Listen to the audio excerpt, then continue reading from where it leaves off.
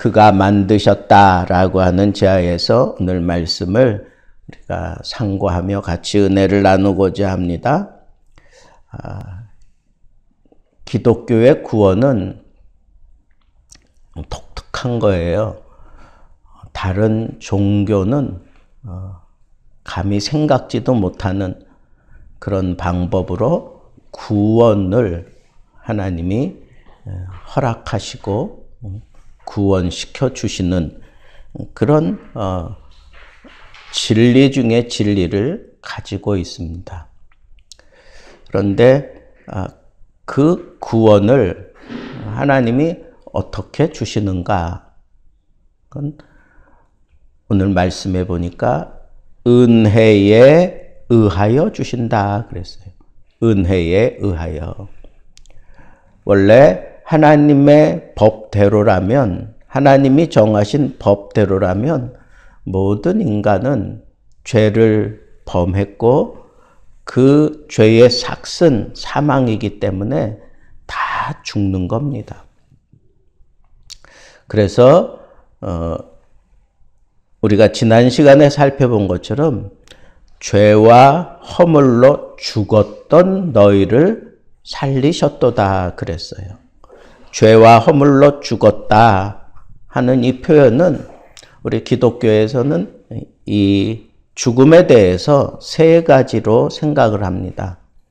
우리가 살다가 죽으면 우리의 육체와 영혼이 이렇게 갈라집니다. 그게 1차적인 죽음이죠. 2차적인 죽음은 영적인 죽음인데 이것은 하나님과 이 관계가 단절된 그런 상태를 죽었다라고 얘기를 합니다. 그렇게 단절되게 만든 게 죄 그리고 허물인데 그 죄와 단절된 그 벽, 죄로 말미암아 허물로 말미암아 하나님과의 이 관계가 단절된 상태의 그 벽을 허물 수 있는 그런 방법이 없어요.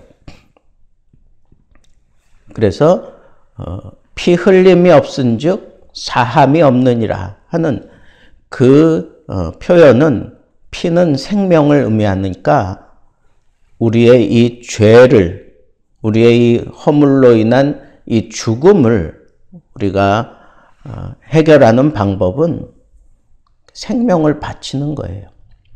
생명을 바쳐서 피로, 그 생명의 피로 구원함을 얻도록 하나님께서 그렇게 정하셨어요.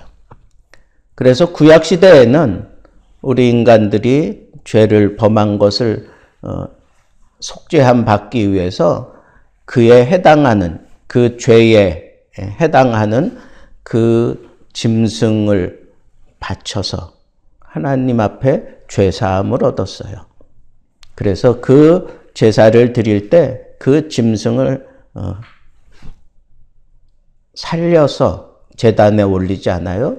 다 죽여서 피를 제단에 뿌리고 그리고 제사를 하나님 앞에 드리게끔 되어 있습니다.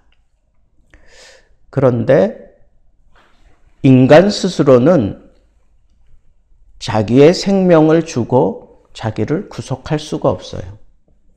또 다른 사람이 대신해서 피를 흘리고 내 생명을 속죄할 수 없어요. 왜? 똑같아. 내가 죄인이지만 다른 사람도 다 죄인이에요. 아담이 죄를 범하고 난 이후에 우리 모든 인간은 다 원죄를 가지고 이 세상에 태어나요. 그리고 이 원죄가 지배하는 이 세상에서 살면서 그 모든 인간은 다 죄를 범하며 살게 되어 있어요.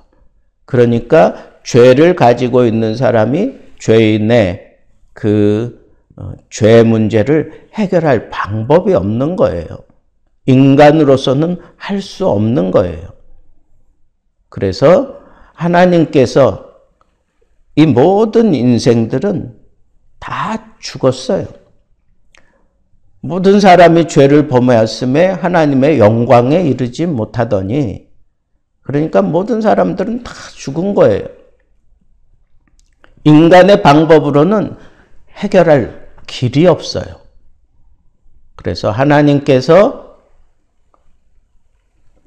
그리스도를 이 땅에 육신을 입혀서 이 땅에 보내시고, 예수께서 이 땅에 태어나서 모든 죄인들의 그 구속을 위하여 피를 흘려주셨다고요.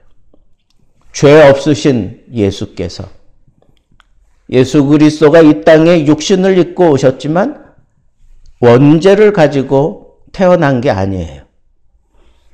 성령께서 성령의 역사로 말미암아 이 땅에 마리아의 몸을 빌어 이 땅에 육신으로 오셨지만 죄를 가지고 오신 분이 아니에요. 죄와는 상관없이 이 땅에 태어나신 거예요. 그래서 모든 인생들의 죄를 위하여 희생할 수 있는 유일한 자격을 가지고 계신 분이에요. 그래서 예수 그리스도가 십자가에서 우리를 위하여 피 흘려 주심으로 말미암아 우리에게 구속의 길이 열려졌어요. 그 구속의 길이 열려진 거라고요. 그런데 그러기까지 아버지가 아들을 십자가에 못 박아 놓고 아들이 부르짖는 그 외마디 비명마저도 하나님은 외면하시고, 아들은 신이지만 죽음을 맛봐야 했어요. 그래서 무덤에 누웠습니다. 신으로서 최고의 그런 낮아짐을 경험하시고, 그리고 난 이후에 3일 만에 다시 살아나십니다. 그리고 우리에게 말씀하시는 거예요. 내가 부활한 것 같이 너희들도 부활할 수 있다. 어떻게 하면?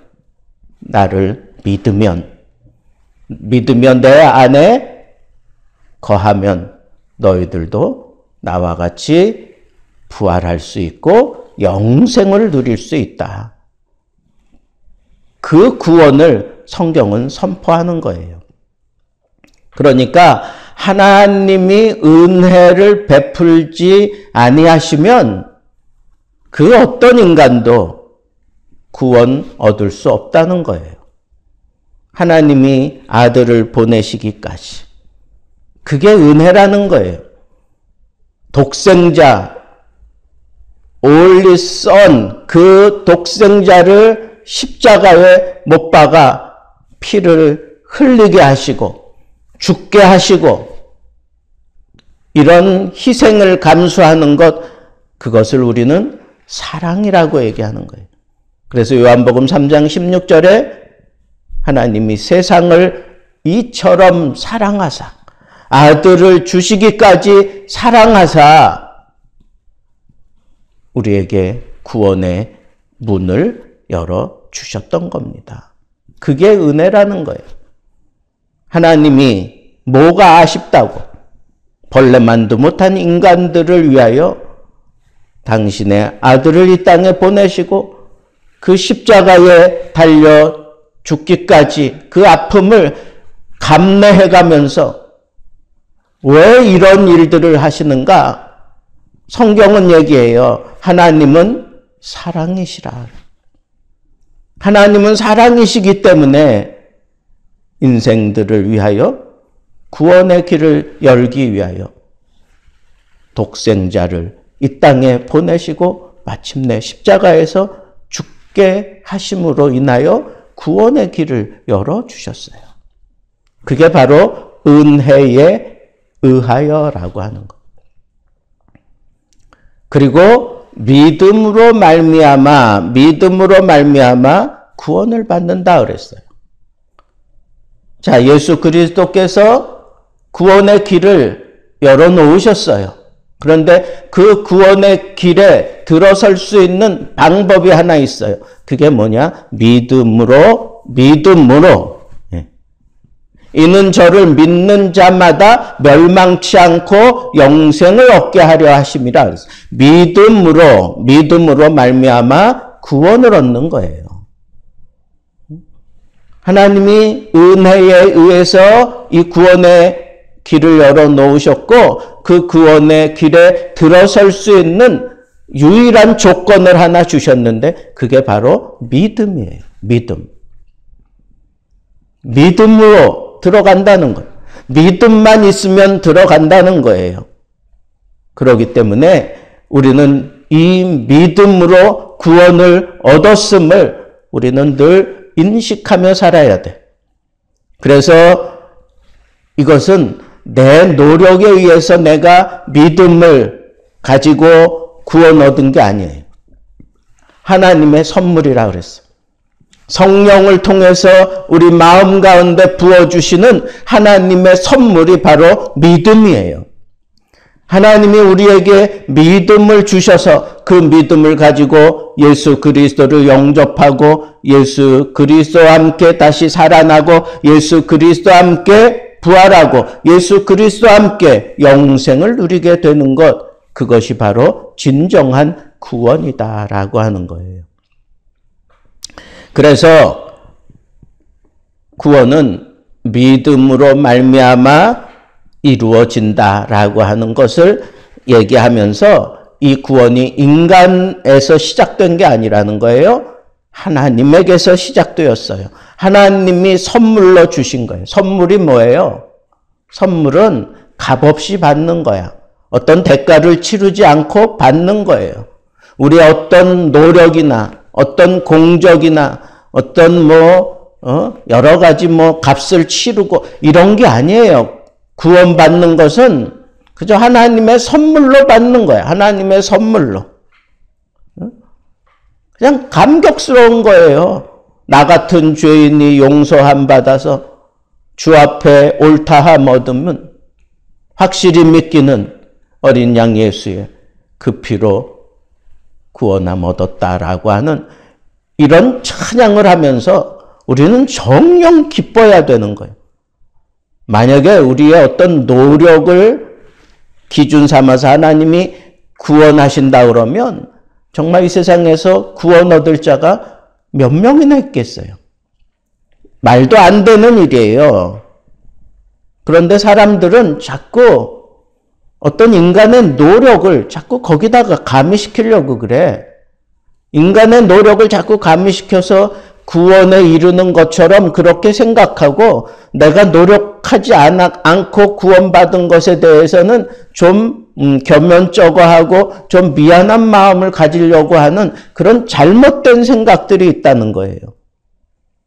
하나님의 구원은 오로지 하나님으로부터 시작돼서 하나님이 이루시는 거예요. 인간이 거기 협력할 필요가 없어. 인간은 그저 믿고 받아들이면 되는 거예요. 믿고 받아들이면 되는 거예요. 그게 하나님이 우리에게 주시는 구원이에요. 그렇기 때문에 우리가 이 구원받았음을 자랑하면 안 돼. 자랑할 게 없지. 뭘 자랑을 해. 내가 한 게 뭐가 있다고. 그러면 하나님이 왜 우리를 구원하시느냐?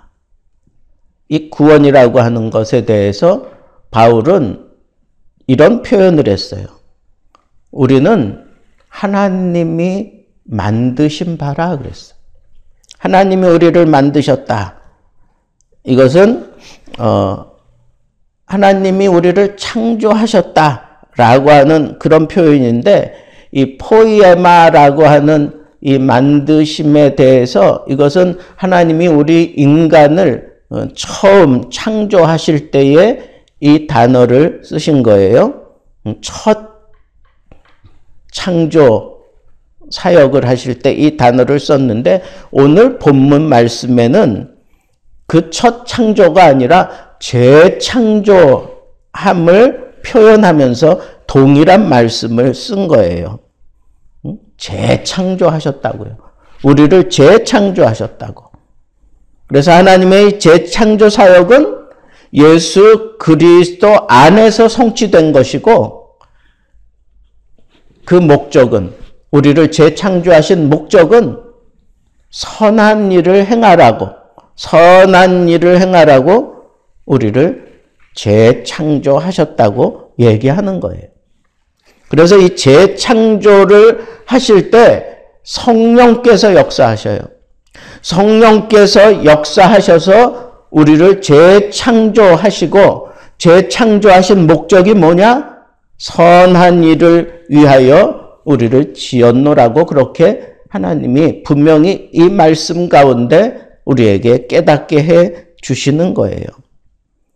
그러니까 내가 정말 구원받은 사람이라면 이 선한 일은 뭐예요?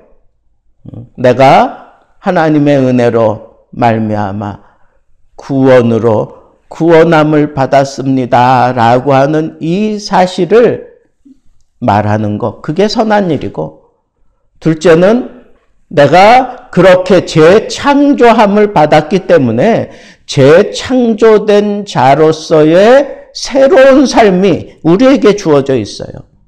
그 새로운 삶을 내가 자랑스러워하며 살아가는 것, 그것이 바로 선한 모습이에요.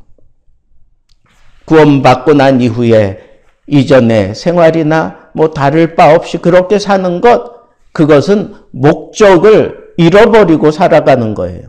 내가 정말 예수 그리스도를 믿고 새롭게 내가 태어났다면, 중생했다면 우리의 삶의 목적이 달라졌어야 되는 거예요. 우리의 생활 모습이 분명히 달라져야 되는 거예요.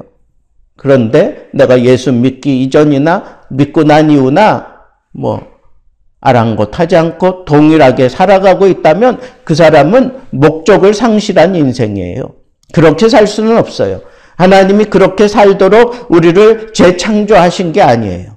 성령께서 재창조 사역을 일으키시고, 그 재창조 사역을 일으키시고 난 이후에 그 재창조된 사람, 그 심령 속에 성령께서 아예 내재해 계시면서 거기서 그 사람이 하나님이 원하시는 선한 그런 모습으로 살아가도록 성령께서 그 속에서 언제나 함께 하시며 그를 인도해 가시는 것, 그게 재창조함 받은 사람의 모습이에요.